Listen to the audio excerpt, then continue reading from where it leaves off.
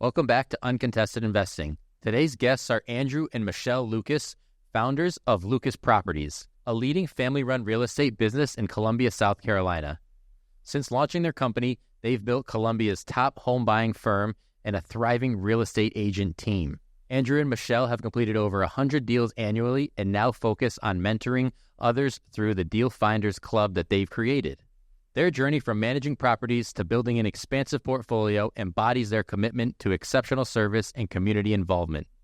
Let's get into the episode.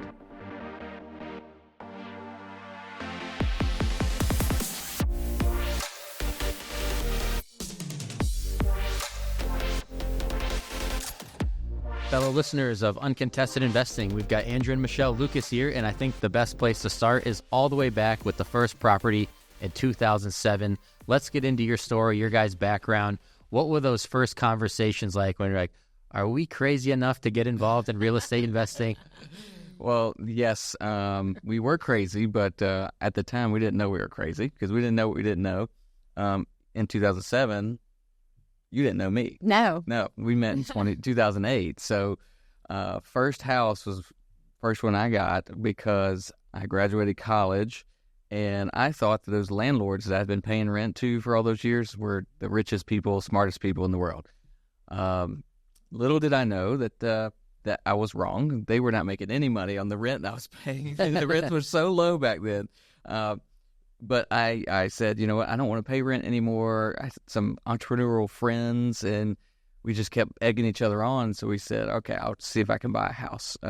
Thankfully, where I worked, I used to manage hotels. So I was assistant manager of a hotel there, and somebody that worked there also worked at a mortgage office. And they said, hey, I can help you, like, go talk to this guy, the mortgage guy. I didn't know anything about that. I didn't know anything about mortgages. I didn't know what I was doing. But I went in there with my friend who was going to be my roommate. I said, can the both of us go together? Like, there's no way I make enough money. Can we buy a house? And he said, that's 2007. He's like, I don't need two of you. Well, you're good enough, man. Let's go. You just got a job. You're 2 months in. Sure, we'll get you a mortgage. And not only that, he gave us I got some first-time homebuyer credits and stuff. So went in with zero money out of pocket, which, there we go. Completely had no idea what I was doing. Paid too much for the house. Did all the wrong things. Took out a bedroom because we wanted more room for the ping pong table. Like, everything was wrong. And then we met in 2008, and she just was like, what do you mean? Like, what are you doing with this house? I ended up moving away. you did. Yeah, so I moved for a job, and then I started renting the house out. She owned a house at that time, so not new to just owning the real estate, but the whole part of being an investment. Yeah. I had no idea. But my parents didn't do it. Her parents didn't do it. I didn't know anybody else that was renting out houses. It just was in hospitality. There was no like retirement plan, and I thought I would be in hospitality forever. And so that was my 30-year goal. I thought if I buy one, rent it out to students because it was in the college area, 30 years from now, this will be something worthwhile. And that was our naive way of buying a house. Like, don't recommend that. There's so much information, so much education out there now that you should not make all those stupid mistakes. But I did. She was hanging around. That was 2007, 2008. We got married in 2010. And we put that third bedroom back in. We put a third bedroom back in. There we go. See, she came along. She was like, no more 2 bedrooms. Put the third bedroom back in. And when we got married, we had just that 1 or 2 rental houses, and it was a long-term goal. Yeah. It was 30 years from now, this will be something. Had no dreams of being a landlord, investor, living on the cash flow, really, because we didn't know it existed. Yeah. And you talk about the naivety a little bit. I'm sure it might have helped you because right around 2007, 2008, a little event happened that, really put real estate in the economy at the forefront of everybody's mind. So were you guys just too new to it that it really didn't affect you? And it's kind of just maybe the perfect time to get into it was right around then, right? Yeah, absolutely. Definitely. real estate, and maybe you don't know, but real estate, if you'd only lose when you sell. Mm-hmm. If you hang on long enough, eventually it'll come back around. Yeah. And it'll be a winner. So bought that property, overpaid for it, didn't really try to negotiate for a deal, nothing. And it was October 30th, 2007. And I believe they call the bottom, or when it dropped was like November 4th or something, 2007, right? So it was right before everything came out. Yeah. And so the property value didn't really grow for years until after COVID, it just skyrocketed. And we finally sold then, and it was worth twice what we paid for it. So all worked out. Sometimes if you don't know, it's okay to go ahead. I don't recommend it now because that was not really propelling our future. That house didn't really help us with cash flow, with our investments, really at all at that point, until we learned how to make it a business, and then we were able to work on that house and kind of refinance, put things back in order. Yeah. Yeah. So you did mention there the education, the coaching that's available. I'm wondering if there's any piece of advice that you would give investors that you guys wish that you kind of learned before you got into this. Is it just kind of finding those educational resources, or is there one little nugget or saying or phrase or strategy that you really wish that you knew from day one? I mean, I keep saying just keep swimming, coming from Nemo. But I mean, for us, it's to just keep swimming. We just keep going. Don't stop. So the first coach that we hired came through our network from a local community. I didn't really know that coaches existed. I didn't know there was somebody that could help us and show us the way they had succeeded in real estate. And so he said, I have a program. I can coach you. I can teach you how to flip houses. And I said, okay, well, let's meet. And we hired Michelle. Was like, yeah, let's do it if we want to be serious about this. This was 2015-ish. And the first thing he said to her, which she repeats all the time, buckle up. Yeah. Because it's a rocky road. Yeah. Oh, yeah. A lot of ups and downs. And if you're not committed to, like you said, keep swimming, if you're not committed to see it through, and I'd say it's not like any other entrepreneurial business or, something you start, there's a lot of ups and downs, but real estate, I feel like has a lot of them and out the gate because, the assets are big. The transactions are huge. We're dealing with lots of money and big decisions right out the gate. And so just keep going, stay committed to the process, and you'll see to the end. Yeah. If you can stay in there long enough, then you'll see to the positive side. I think that's good reinforcement, though. That's something that we get from a lot of guests when they talk about the insight and the expertise and what years in the industry has given them. And, it can get so frustrating for an investor if they lose a lot of money on their first or second deal, right? And it can seem just, oh boy, I got in over my head. This wasn't for me. Let me go back to my 9 to 5. But, those are the times when you're learning the most, you're growing the most, and it's setting you up. Year 1 and year 2 are supposed to be hard. So year 10, year 20, you can be extremely successful. And, it's only that upward trajectory from there. Yeah. So there was an early point in your real estate investing careers where you guys went from, was it 4 to over 30 doors? Yeah. That just sounds like growing pains everywhere. And so what was that expansion like for you? What did you have to change about your strategies, about the way you operated? What did that expansion look like? I will say, for me, as the wife and the mom, we had 2 really young kids. It was terrifying. And just like the whole money aspect, which I know you're going to talk about. But it was really terrifying just because we were 2 working parents with very small children that were in daycare.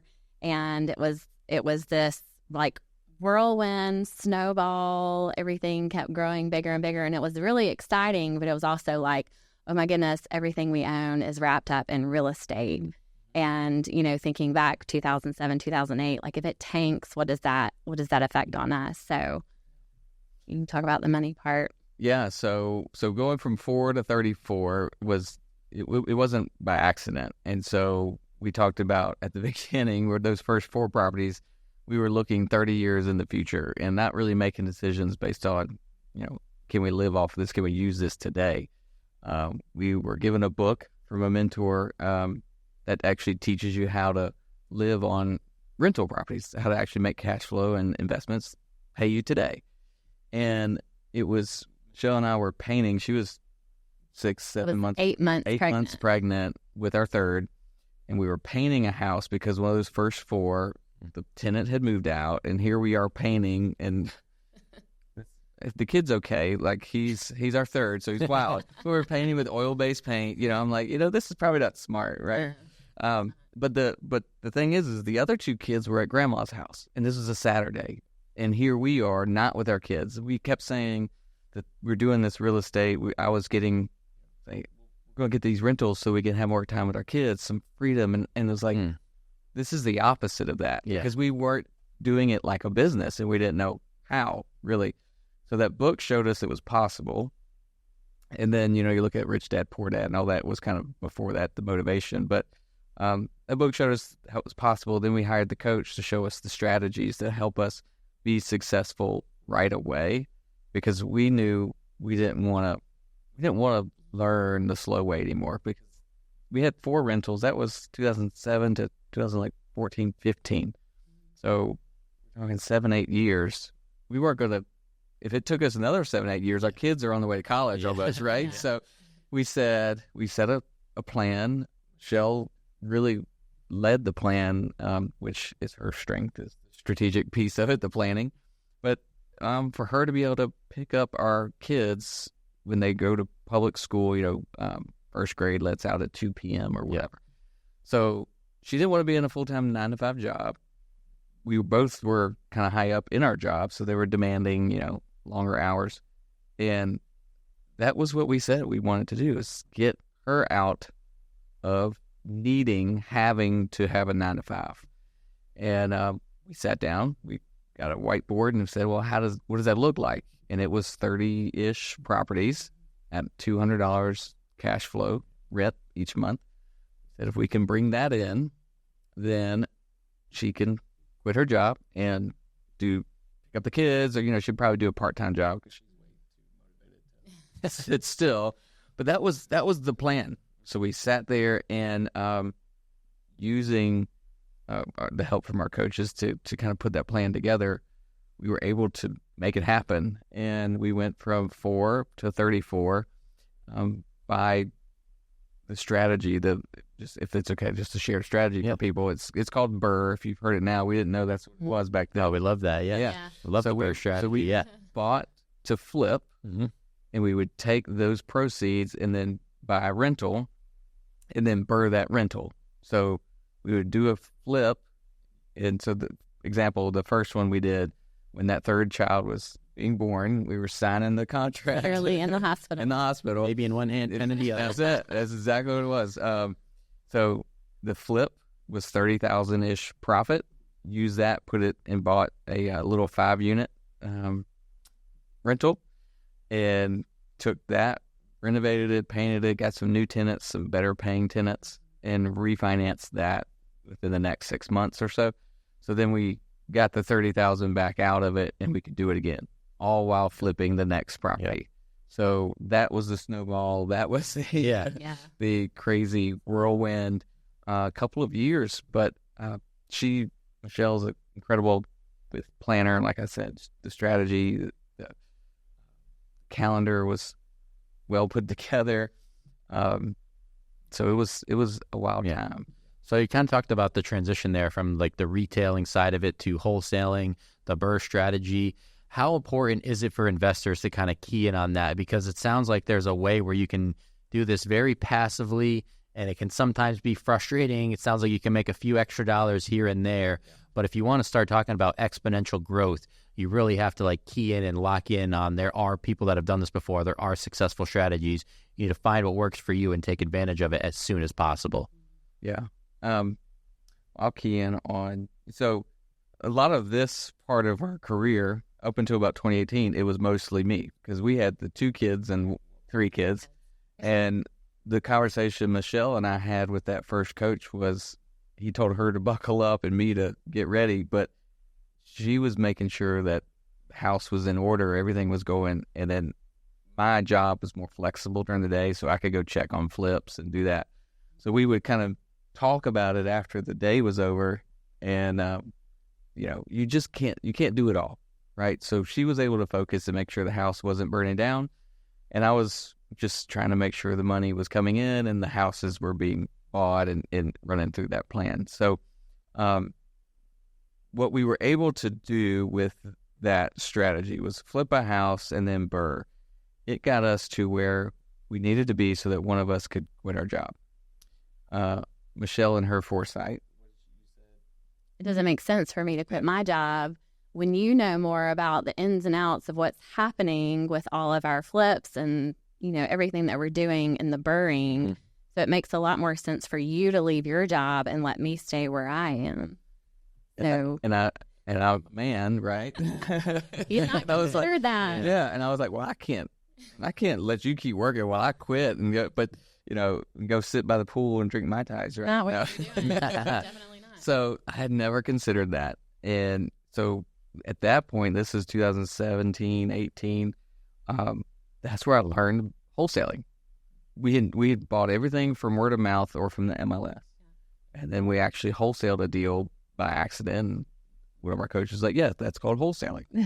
Okay, what is that? So I started diving in on that, and that was the game changer. Where we said we went out on faith. Now this was a big leap. Had enough money from the rentals. We felt like if they paid their rent, that one of us could be supported. One of us, yes. So we both quit and started wholesaling. Let's do it. Yep. So that became my day job. I would go wholesaling, and then it kind of took off. 2018. So she was immediately with me doing it. So we had a wholesaling business as well as the rentals. Awesome. That we. Awesome. Well, we're off to a great start in this episode. We're going to be back after an ad read very quickly. We're going to talk more about investment strategies, family, community. Andrew and Michelle from Lucas Properties, thank you guys so much for joining me. We'll be right back. REI Inc. is the premier monthly publication for real estate investors. Dive into a wealth of expert insights and knowledge from industry leaders and gain valuable regional market insights, ensuring you always have the best information right at your fingertips. Visit REIinc.com to elevate your real estate investment game today. And we're back with this week's episode of Uncontested Investing. I'm joined by Andrew and Michelle Lucas of Lucas Properties. We're going to get into the money-making minute. Michelle, I think you're first up here, and Andrew's going to take deal maker for us later on in the episode. So the money-making minute is an investment strategy, habit, a skill, a daily part of your routine, maybe even an app that you found. What is it that can make you more successful that you can share with our listeners that they can put it into their life tomorrow, next week, next year, whatever the case may be? Let's hear the money-making minute.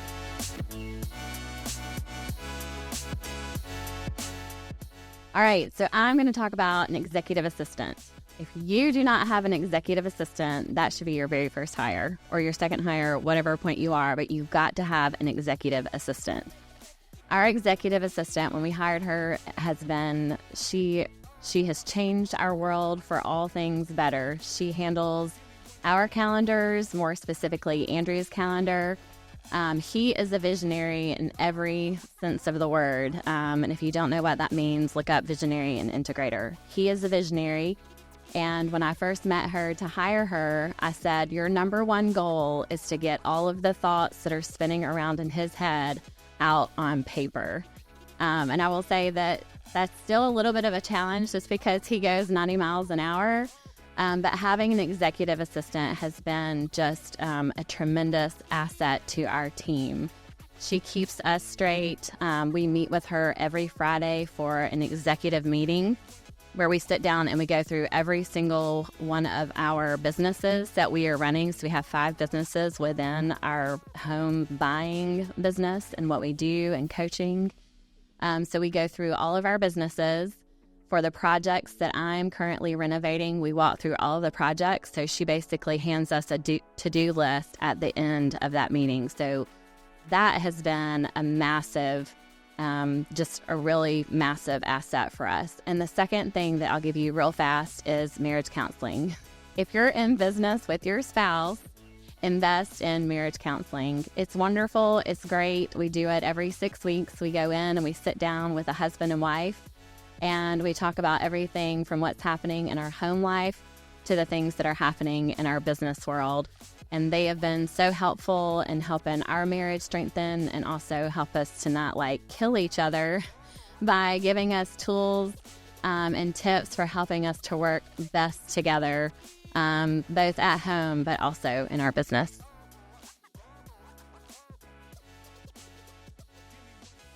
Andrew, that's going to be a tough act to follow for the deal breaker, deal maker. Thank you for that. Thank you for that, Michelle. So one of the things that I want to talk about with that answer that it would be important for investors to hear is kind of letting other people in, right? A lot of people can, tend to have too much control over a situation. They're worried about managing other people, letting in other people and making decisions with them.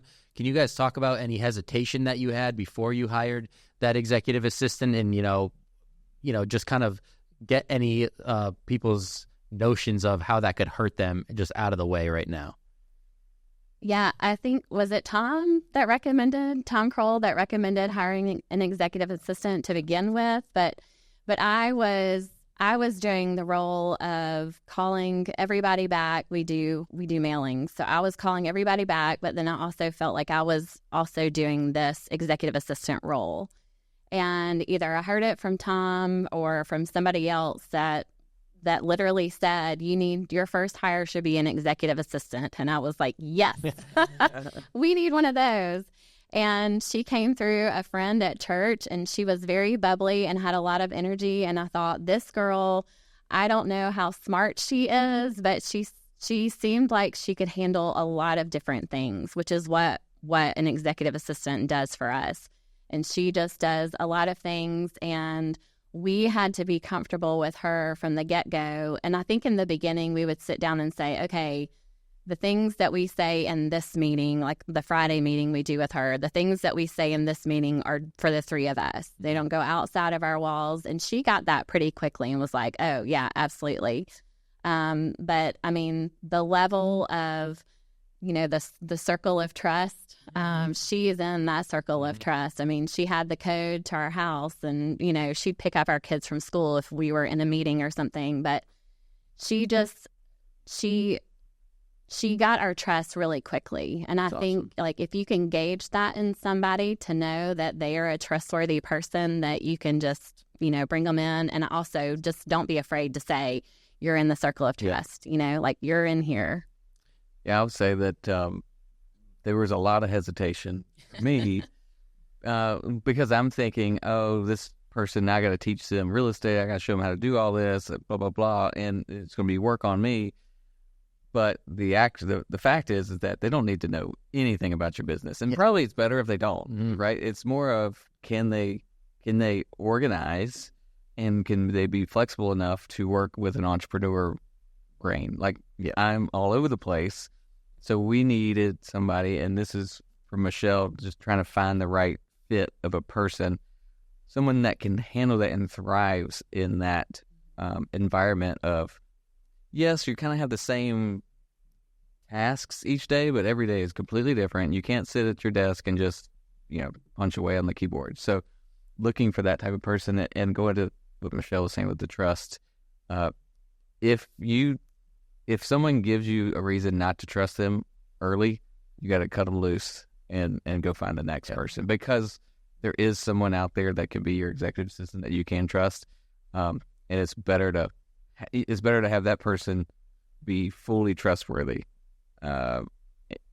more than being capable to use Gmail. Yeah. That makes sense. Excel for sure. Excel, yes. Yeah. We had to teach her. I mean, she's younger, right? So we grew up doing Excel spreadsheets and PowerPoints, and I just don't think that's what they do necessarily in college, right? So, well, I guess because she's all Mac. I don't know what it is. But anyway, we're teaching some of this stuff. But it's okay, because we have someone that we can trust and can help us in the business.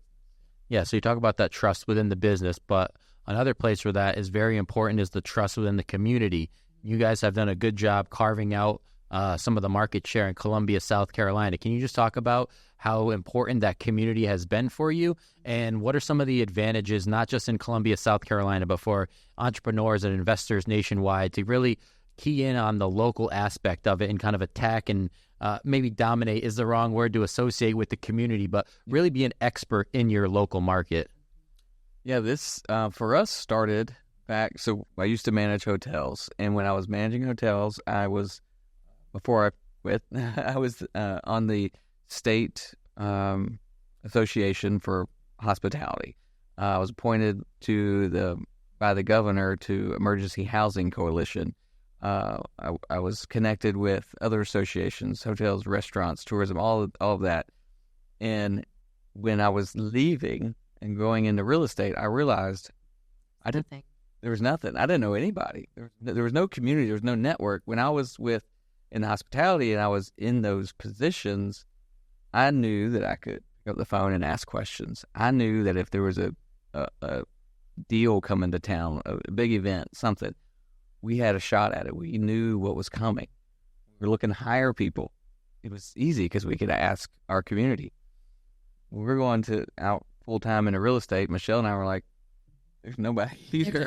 There's nothing. Yeah. So we started a meetup where it was about 20 of us just coming together and started sharing, experiences. That's where we hired our first couple of coaches.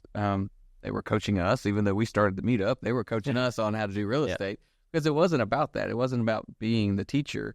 It was about being in the community and getting to know what's happening, getting word of mouth, what's moving over here, what's moving over there. So that's where all that started. Yeah. And now, like our community, we see Andrew does a really good job at our live. We have several opportunities within the month for everybody to get together. And one of those is a teaching opportunity. And he takes a few minutes within that meeting and says, okay, everybody get up and go talk to somebody that you haven't talked to yet and make connections. Yep. And we've seen several people within our community that have made connections that have catapulted their businesses, which has been really exciting for us. So it's not only helped our business and, referrals and finding properties through people who've come to our meetups, but then also seeing people who are coming to our meetups that their businesses are now taking off, that's so great. Yeah. Cool. In the beginning, I was just telling somebody that in the beginning, we kind of started it because we wanted deals to come our way. We wanted to be the center, kind of the hub of the community because the deals would show up. And that has happened. It's been great. It's a great benefit for anybody thinking about doing that. But beyond that, it's the connections. It's the people we've met. It's the vendors, the partners we've made. It's become way more than what we thought it would. And anybody, wherever you are, if you're doing a business, you should be connected with the local people doing it. Yep. Same thing. Yeah.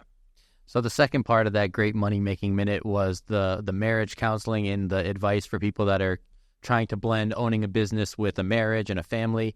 I would like to hear your insight on that too, Andrew. Maybe if it's your opinion on what marriage counseling has done for you guys, or if there's another layer or another piece of advice that you would give to people out there that are trying to do both at the same time, two very tough jobs to manage. Absolutely. So I said before, when we were in that hustle season, it was mostly me doing the business before work, at lunch, after work, and then Michelle and the kids. Basically, I'd say goodnight to all them, and then I'd go back downstairs and work till 2:00 in the morning.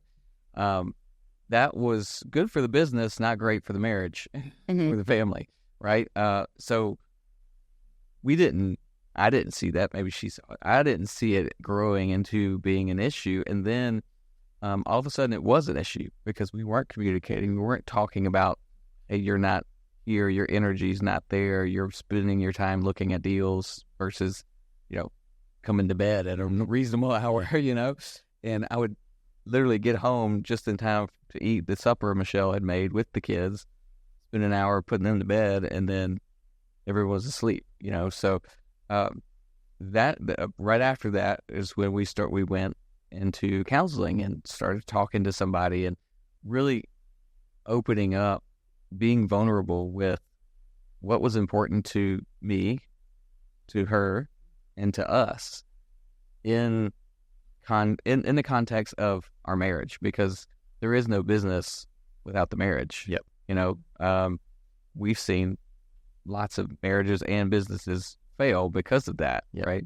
And so that was the cornerstone. That was where it was. It wasn't going to marriage counseling because we wanted a better business. It's because we wanted to stay married and have a really awesome family. Yeah. Because we were doing all this because we said, verbally, we're doing this for the family. But over time, it turned into the actions weren't for the family. The activity and stuff was for the business. And so coming together, having, marriage counseling, their counselors, coaches, a space where it's not business, but we're free to talk. That makes sense. Yeah. So for me, and a lot of times we go in there and I'll just sit on the couch and yes, there's a couch. I'll sit on the couch and we'll just breathe and look at each other and say, gosh, we look at each other and go, hi. Yeah, we haven't seen each other. Yeah. And we work this close. We're in the same office. Mm-hmm. But you can't be husband and wife at work all the time, right? You have to work. And we can go days where we're working and we forget to look up and say, hey, how was lunch? You had lunch with your friend. How was it? So having that at least, every 6 weeks, that check-in, that time to really break it down. And yes, we will have times where we're like at each other. Yeah. Mostly she's mad at me. I don't ever get mad. But so we will go in there and hash through stuff. So any husband, wife, any couple that's in business together, we recommend. I always say, go. That's great. Do it. It's great because it's showing that dedication. You're blocking out, like you said, that period of time where it's, okay, we're coming together and we're actually communicating like husband and wife, right? You're making sure that you're dedicating. You're not weaving in and out of conversations where it's, okay, let's be husband and wife for the morning. Yeah. And we've got that meeting where we have to be coworkers, so I'll be husband and wife to get lunch. Yeah, so that's great. That's great. So believe it or not, 2025 is right around the corner. So are there any investment opportunities maybe that you're gearing up to take advantage of in 2025? Or if not, maybe a specific strategy. There is a unique way that you go about kind of taking the year as a review, using that to plan and a springboard for 2025. If you want to share either of those strategies or what you do to be successful when the year starts. Yeah, so we do because, again, Michelle is the planner. So we will sit down at the end of the year and we go through the numbers of what did it look like? How was it? Did we like this? Did we hate this? Did we make any money? So we do that. And then we strategize for the next year. We are looking to 2025, which is crazy. But today, as I was just talking about, the BRRRR strategy, buying a house, renovating a house, renting it out, and then refinancing it, is back. And it went away when the interest rates went up. It was harder to do. Yeah. The interest rates are coming way down, and investor loans are back where they made this very, very affordable. So we're looking at that. Specifically for our business, what 2025 looks like is going for a small, under 50 unit apartment complex that we can manage within our own team. We have a property manager on our team. So that's what we're looking for specifically. Not everybody would need that yet, but using the BRRRR strategy, we would do the same BRRRR strategy for that. I think it's back. I think it requires you to learn a little bit. Don't just take YouTube advice to do it.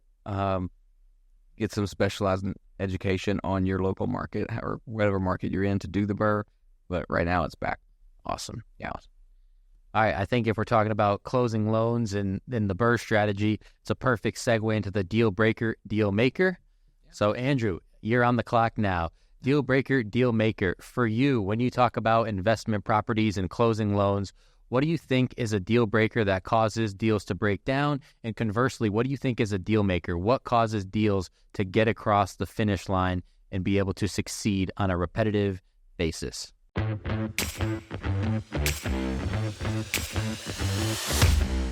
So deal maker, deal breaker.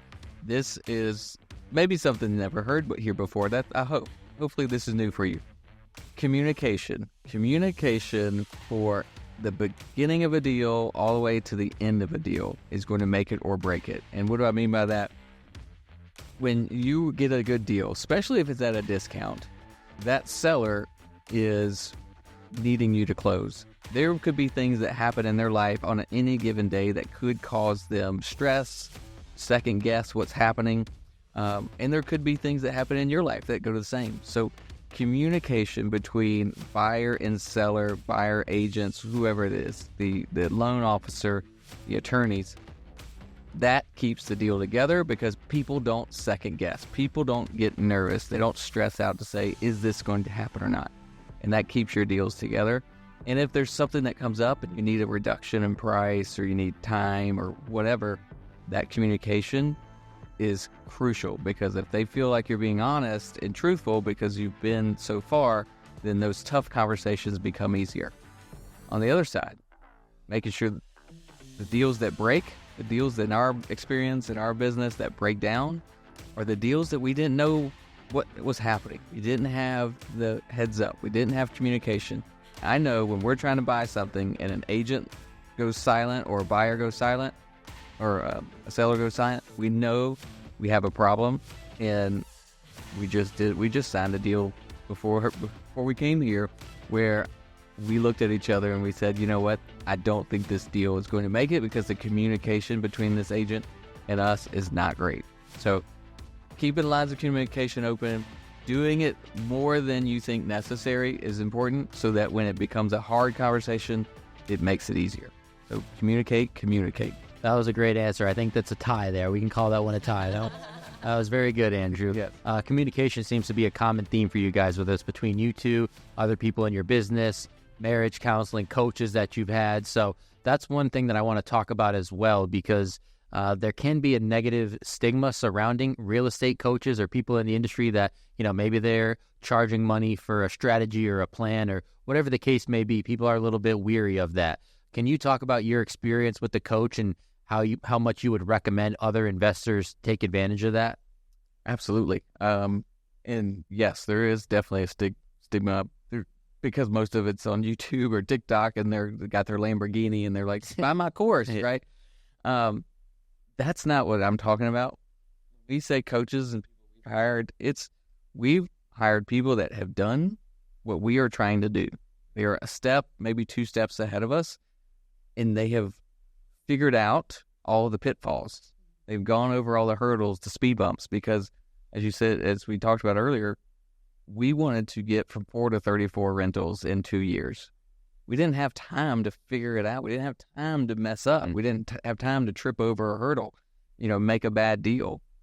So we paid for someone else's experience to help us get through. It's no different than tuition, right? When you go to college, you want to learn calculus, right? So you pay for someone to teach you that, right? You don't have to do it on your own. That's the way we look at it, and that's what it's done for us. It's speed. It's just getting through it faster, and there's a lot to be said for figuring out what you do want, but really what you don't want, because real estate is so big and broad. There's so many opportunities that you can get lost in opportunity and never actually get in deep enough to the one good opportunity. Yeah. When you break it down like that, it makes a lot of sense, right? It's the investment in your future, right? Why stop after college, right? If there's next level of your life or your professional career that you want to get to, there's people out there that can help you do it.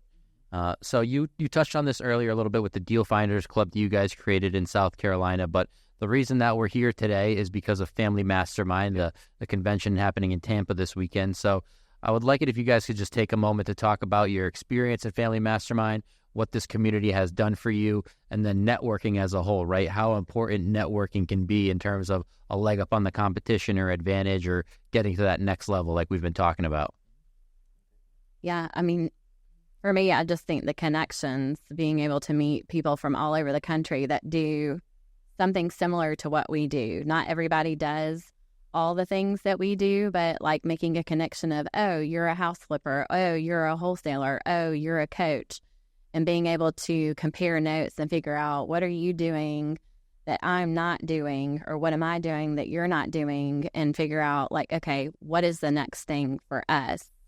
And I think about Roddy, who's up in Chicago, is that right? Who's able to help us with a coaching student who had a flip in Chicago but was stuck on it. And he was able to reach out to Roddy to say, hey, can you help us get this project to the finish line for this new client that we have? That's awesome. Really cool. And she talked about executive assistant for some of the people. So she was able to serve some other people here in family with just sitting down next to people that are in totally different market spaces, but very similar. We all are struggling with the same thing. Yeah. At different points in time. And so she gave that speech. They went and got an executive assistant. Now, game changer. Yeah. So that, I think they owe you dinner probably. But yeah, for me, it's the same thing. It's getting connected to people, again, that are doing the same things, similar things. But not only that, it's what's coming around the corner, right? 2025. What's happening out there? What's coming around? Because when you come together in a group like this with people from all over, their markets there might be ahead. They might see the changing coming before we do. There's other people here that are just genius. They're just super smart people. Yeah. And then when they share, I'm like, oh my gosh, all this AI stuff. I'm like, what in the world is happening? So there's those things. I will give the word of caution that if you're like me, if you're the entrepreneurial visionary, all these are great ideas. Bring your integrator, bring your wife, somebody. Michelle is that for me, where she says, let's write all these great things down, these cool ideas down. We can't do them all tomorrow. Yeah. Let's pick one that we can get, that will move the needle in our business. Let's do that. And then we'll revisit those other things if necessary. So we're at the point in the episode where I like to ask everybody about a passion project, something that they do outside of real estate investing. And we joked before the interview because I had a suspicion that it would probably be family for you guys. I don't know if there's time for much else, but if it is family, that's a completely acceptable answer. You wouldn't be the first person to talk about how much that family can center you, bring you back down to earth, ground you before you step back into business. But is there anything else that you guys are working on, or is it family that really helps you refresh, recharge, and makes you better at Lucas Properties? I mean, we kind of talked about this briefly. Yes, our family, yes, but we're also very involved in our church at home in Columbia. I help lead our women's ministry there, and that is a large undertaking. So I have an amazing team of women that we work with. So that's a really great opportunity that I have. And Andrew is one of the teachers for our Sunday school class, which is fun. So what else would you say? I was going to just go with the family because we design kind of our off time around the family. We're going to go to New Mexico, for a week. She's on the way here. She's like, where are we going for fall break? It's the kids' fall break. Like, we don't have to go anywhere, right? We're going, but for the kids, we try to go somewhere. Last year was like Boston, just to travel and take the kids, let them experience new things, but us be together as well. And then, I enjoy coaching soccer and baseball and basketball. And so that's kind of where our free time, we're not bored. Free time is. We typically, we stay active. She went camping for the first time. Now she's all in. Oh, so that's where we're going. Did you have your first s'more? We have s'mores on the regular at our house, but we had what is it? We had some kind of chili by campfire. Oh, there we go. Yeah, that was amazing. Yeah. So now she's all in on camping. I got a new tent. We're getting as long as there's plumbing nearby. Yeah. The campgrounds, of course. You can't just go out in the middle of anywhere. Oh, yeah. You got to go to the designated camp. All right. All right. Well, this has been a great episode. I think the last thing to do, you guys have talked about so many different ways that you're in this industry. You found a formula that's really successful for you and your family. So congratulations on all the success. But I'm sure there's some listeners out here that want to follow up with you, learn more about what you guys are doing, how you can help people out there. So are there any ways, websites, social media, training, mentoring, how can people find you, and what's the best way to do so?